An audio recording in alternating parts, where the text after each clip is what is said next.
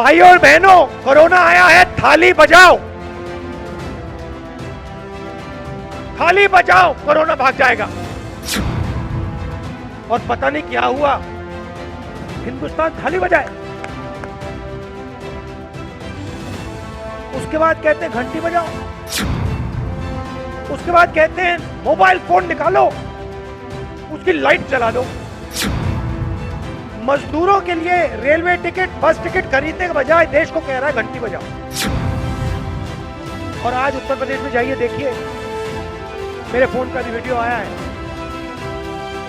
लाशों का ढेर पड़ा हुआ है, जगह नहीं है लाशों को रखने के लिए,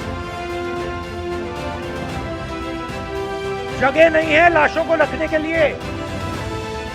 नरेंद्र मोदी जी ने इसके बारे में कुछ बोला आपसे कि कोरोना फैल गया, लाखों लोग मर गए, हिंदुस्तान की अर्थव्यवस्था नष्ट हो गई, मैं प्रधानमंत्री हूं, कुछ बोला उन्होंने? ये नरेंद्र मोदी की सरकार नहीं है, ये 2-3 उद्योगपति मित्रों की सरकार है। आज हम ठाकुर पंचानन वर्मा जी, आदिकवि भानुभक्ता आचार्य जी, नेताजी सुभाष चंद्र बोस जी, विधान रॉय जी जैसे महापुरुषों की याद करते हैं। इन लोगों ने बंगाल की नींव रखी और आज जो बंगाल है, इसको बनाने में इनका हाथ है। असेंबली के चुनाव हो रहे हैं, तमिलनाडु, बंगाल, असम में चुनाव हो रहे हैं और यहां से पहले मेरे वहां दौरे लगे। असम में आप जानते हो बीजेपी ने क्या किया, वही काम वो तमिलनाडु में कर रहे हैं। चुनाव के समय मैंने लोगों से पूछा, क्या लगता है आपको? असम के लोग कहते हैं हमारे प्रदेश पर,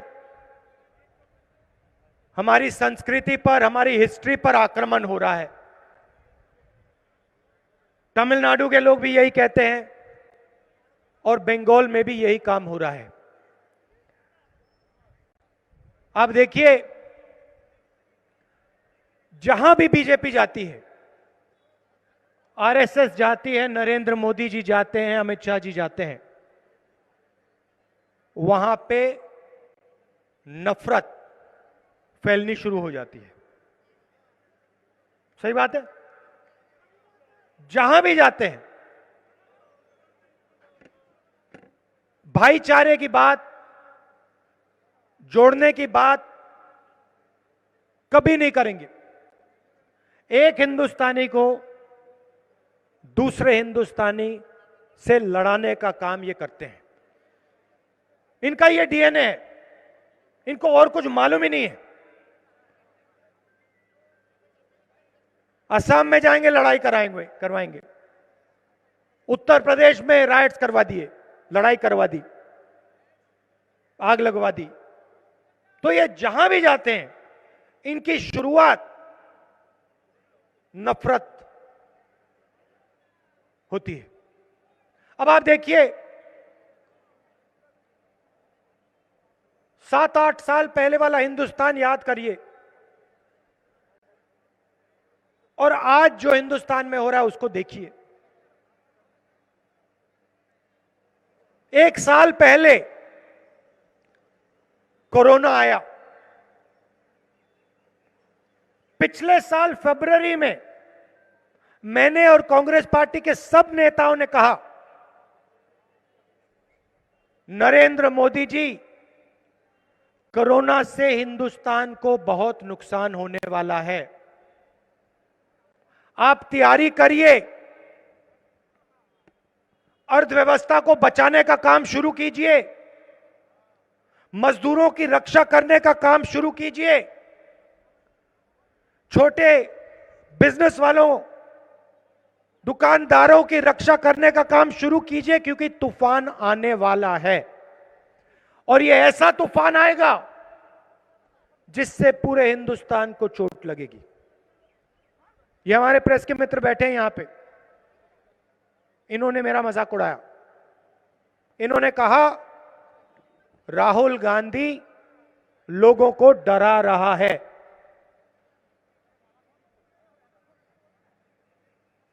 नरेंद्र मोदी जी ने कहा भाइयों और बहनों, कोरोना आया है, थाली बजाओ, थाली बजाओ, कोरोना भाग जाएगा। और पूरे हिंदुस्तान से थाली बजवा दी और पता नहीं क्या हुआ, हिंदुस्तान थाली बजाए। उसके बाद कहते घंटी बजाओ, हिंदुस्तान घंटी बजाए। उसके बाद कहते हैं मोबाइल फोन निकालो, उसकी लाइट जला दो। अब देखिए, यह व्यक्ति हिंदुस्तान का प्रधानमंत्री है, गहरी बात बोल रहा हूं, यह व्यक्ति हिंदुस्तान का प्रधानमंत्री है और यह एक्शन ले बजाय, अर्थव्यवस्था की रक्षा करने के बजाय, मजदूरों के लिए रेलवे टिकट, बस टिकट खरीदने के बजाय देश को कह रहा है घंटी बजाओ। और ये जो मीडिया वाले हैं, ये 24 घंटे दिखा रहे भैया देखो हिंदुस्तान घंटी बजा रहा है, घंटी बजा रहे, देखो घंटी बज रही, घंटी बज रही है सब जगह, तो ताली बजाओ भैया, घंटी बज रही है। और आज उत्तर प्रदेश में जाइए, देखिए, मेरे फोन पे अभी वीडियो आया है, लाशों का ढेर पड़ा हुआ है, जगह नहीं है लाशों को रखने के लिए, जगह नहीं है लाशों को रखने के लिए। नरेंद्र मोदी जी ने इसके बारे में कुछ बोला आपसे कि कोरोना फैल गया, लाखों लोग मर गए, हिंदुस्तान की अर्थव्यवस्था नष्ट हो गई, मैं प्रधानमंत्री हूं? कुछ बोला उन्होंने? प्रेस वालों ने कुछ बोला? कुछ नहीं, इनके मुंह से एक शब्द नहीं निकलता।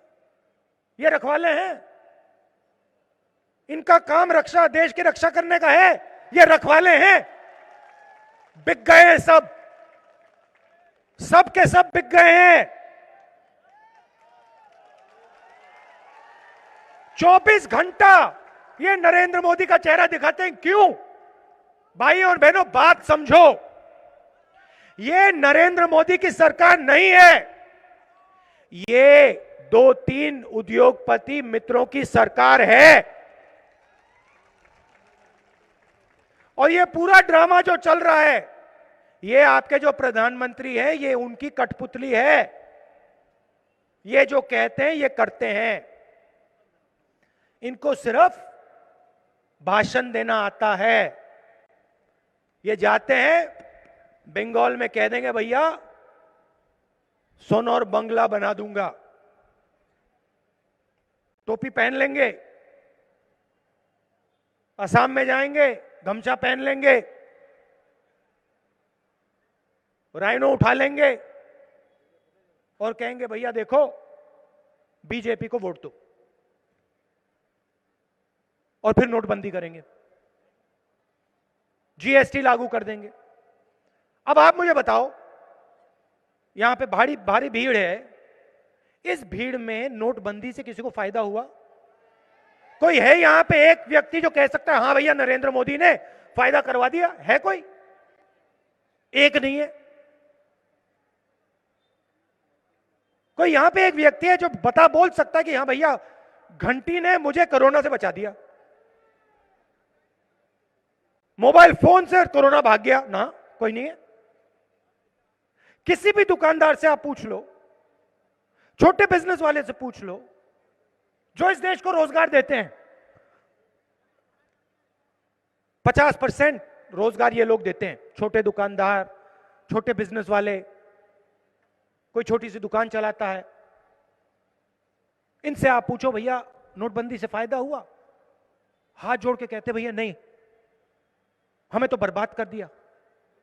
फिर पूछो जीएसटी से फायदा हुआ? कहते नहीं, 5-5 अलग अलग टैक्स लगा दिए, 28% टैक्स लगा दिया। आज तक हमें नहीं समझ आ रही बात। आज तक हमें जीएसटी नहीं भरनी आ रही। हमारा बिजनेस खत्म कर दिया, नष्ट कर दिया। आज ये देश अपने युवाओं के लिए रोजगार नहीं पैदा कर सकता, यह सच्चाई है। क्यों? क्योंकि जो रीढ़ की हड्डी रोजगार पैदा करने की रीढ़ की हड्डी है, उसको नरेंद्र मोदी ने, आरएसएस ने, अमित शाह ने तोड़ दिया। कैसे तोड़ा? नोटबंदी करके तोड़ा, जीएसटी लागू करके तोड़ा। जब कोरोना आया, उनको 1 रुपया नहीं दिया। बंगाल से लोग जाते हैं, आप लोग जानते हो, समझते हो, पूरे देश में आपके लोग जाते हैं काम करने। कहीं भी चले जाइए, मजदूरी आप लोग करते हो, आप खून पसीना देते हो। जब आप लोग वापस लौटना चाह रहे थे, कोरोना आया, नरेंद्र मोदी ने आपको बस टिकट दिया? दिया बस टिकट? रेलवे टिकट दिया आपको? नहीं। कहते नहीं, मैं नहीं दूंगा। और जब हिंदुस्तान के लाखों मजदूर पैदल वापस हजारों किलोमीटर चल रहे थे, कोई कोरोना से मर रहा है, कोई भूख से मर रहा है, उसी समय नरेंद्र मोदी जी अपने 2-3 बड़े उद्योगपतियों मित्रों का टैक्स माफ कर रहे थे। लाखों करोड़ रुपए उनको दे दिया। कहा अर्थव्यवस्था चालू करनी है। अर्थव्यवस्था चालू कैसे होगी अगर जनता के हाथ में 1 रुपया नहीं है? कैसे होगी? आपने पूरा का पूरा पैसा छीन लिया। दुनिया में पेट्रोल के दाम, तेल के दाम नीचे जा रहे हैं। हिंदुस्तान में डीजल पेट्रोल के दाम उड़ते जा रहे हैं, ऊपर की ओर उड़ते जा रहे हैं। महंगाई बढ़ती जा रही है। ने नोटबंदी कर दी, जीएसटी कर दी, पूरा का पूरा ढांचा, आपने रोजगार का ढांचा ही उड़ा दिया। और फिर आप बंगाल में आके टोपी पहन के कहते हो सुनहरा बंगाल दे देंगे आपको। बाद में आपसे कहेंगे घंटी बजाओ, मोबाइल फोन चलाओ, थाली बजाओ और मरो। मेरा काम हो गया, नरेंद्र मोदी जी का काम हो गया, अब आप जानो, आपका काम जाने। और जहां भी जाते हैं करते हैं।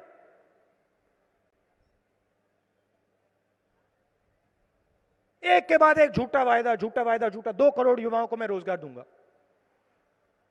सब जगह कहा इन्होंने, दे दिया, मिल गया। 15 लाख रुपए हर बैंक अकाउंट में डालूंगा, याद है आपको? आ गया 15 लाख रुपए बैंक अकाउंट में। 1 रुपया नहीं आया, हमने दिया। छत्तीसगढ़ में हमारी सरकार बनी, मध्य प्रदेश में हमारी सरकार बनी, राजस्थान में हमारी सरकार बनी, हमने किसानों का कर्जा माफ किया। हम जानते हैं आपके बिना काम ही नहीं हो सकता। हम जानते हैं कि आपके बिना अर्थव्यवस्था चल ही नहीं सकती, छोटे दुकानदार के बिना नहीं चल सकती, रोजगार पैदा हो ही नहीं सकता। ये 2-3 जो उद्योगपति हैं नरेंद्र मोदी के जो मित्र, ये हिंदुस्तान को नहीं चलाते हैं, हिंदुस्तान को आप लोग चलाते हो।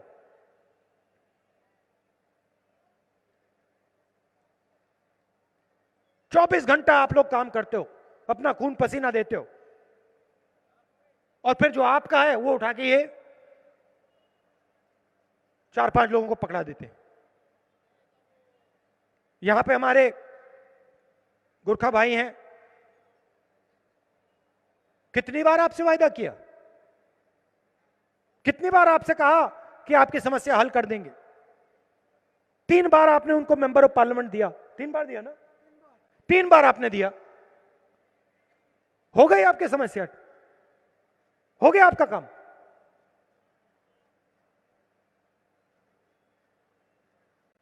और लोकतंत्र पे पूरा आक्रमण, सारे के सारे इंस्टीट्यूशन खत्म कर दिए, जुडिशरी पर आक्रमण, इलेक्शन कमीशन पर आक्रमण, पार्लियामेंट में बोलने नहीं देते, भाषण नहीं दे सकते हम पार्लियामेंट में, चुप कर देते हैं।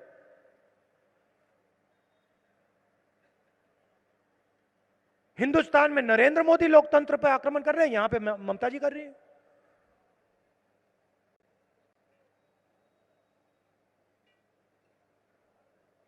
चीफ मिनिस्टर है,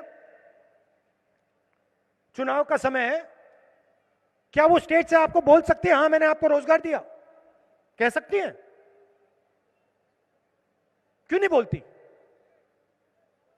स्टेज में आके आपसे ये क्यों नहीं बोलती कि देखिए मैंने आपको इतने युवाओं को मैंने रोजगार दिया, इतने स्कूल कॉलेज मैंने खोले,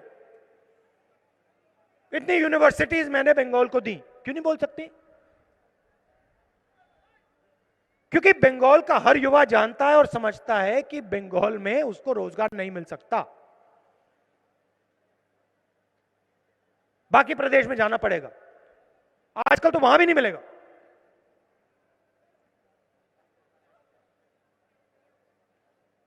यह सच्चाई है। और आपकी स्ट्रेंथ क्या है सालों से कि आप एक साथ मिलके भाईचारे के साथ काम करते हो।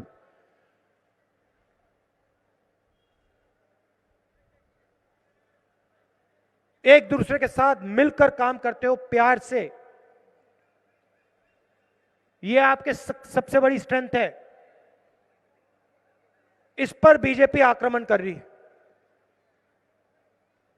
ये आपको बांटने की कोशिश कर रहे हैं और जब आप बढ़ जाओगे जो आपका है ले जाएंगे। उन्हीं 3-4 लोगों को उठा के पकड़ा देंगे।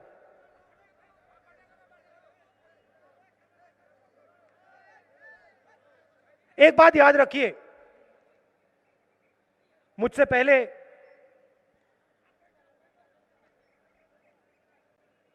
बोला, हमने, कांग्रेस पार्टी ने आरएसएस और बीजेपी के साथ कभी भी समझौता नहीं किया है, कभी भी अलायंस नहीं किया है।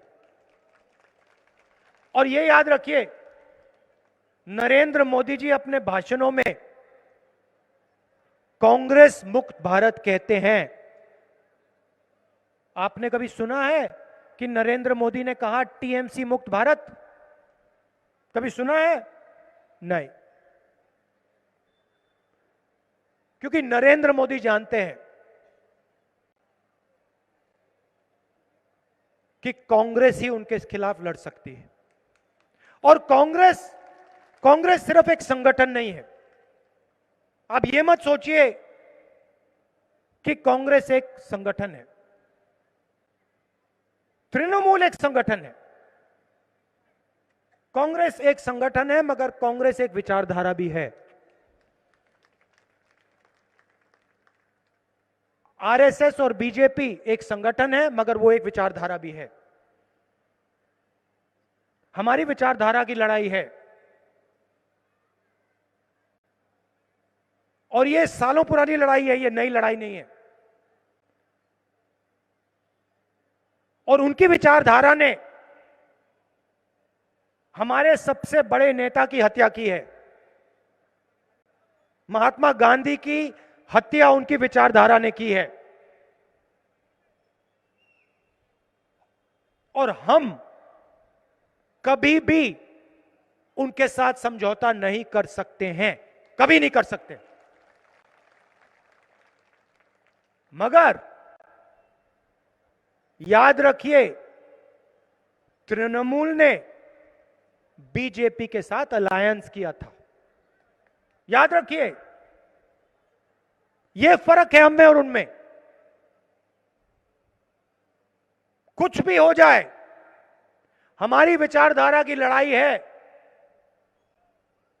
हम उनके साथ समझौता नहीं करेंगे, हम उनका हाथ कभी नहीं पकड़ेंगे। मर जाएंगे मगर नहीं करेंगे। और जीते दम तक उनके खिलाफ हम लड़ेंगे। और यह भी समझिए, नरेंद्र मोदी, अमित शाह जी ममता जी से नहीं डरते हैं। वो जानते हैं कि ममता जी को वो आसानी से कंट्रोल कर सकते हैं। वो जानते हैं। देखिए, जिसने भी भ्रष्टाचार किया है, चाहे वो कर्नाटक में हो, हरियाणा में हो, असम में हो, हिंदुस्तान के किसी भी प्रदेश में हो, कोई भी हो, जिसने भ्रष्टाचार किया है उसका रिमोट कंट्रोल बीजेपी के हाथ में है। सीधी बात है।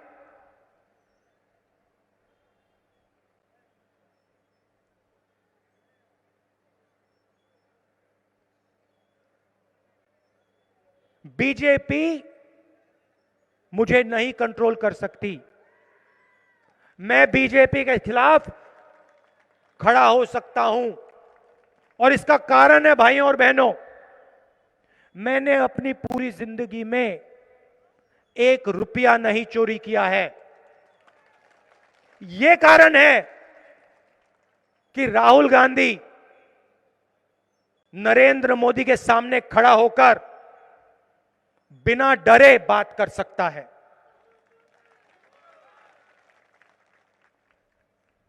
और मैं यहां इसलिए आया हूं क्योंकि मैं अपने बंगाली भाइयों और बहनों को बताना चाहता हूं, आपके सामने एक बहुत बड़ा खतरा है। जिस दिन बीजेपी की विचारधारा बंगाल के अंदर आ गई, उस दिन के बाद बंगाल में आग लगेगी और उसको कोई नहीं रोक पाएगा, क्योंकि ये इतना नफरत फैलाएंगे कि ये जो आपका प्यारा प्रदेश है ये जलेगा। याद रखना मैंने जो बोला है, मैं फालतू बात नहीं करता हूं, मैं सोच समझ के कहता हूं। आरएसएस और बीजेपी की विचारधारा बंगाल के लिए खतरा है, आपके भविष्य के लिए खतरा है, और इनको रोकना पड़ेगा। इसीलिए आप हमारे कैंडिडेट्स का पूरा समर्थन कीजिए, इनको भारी बहुमत से जिताइए।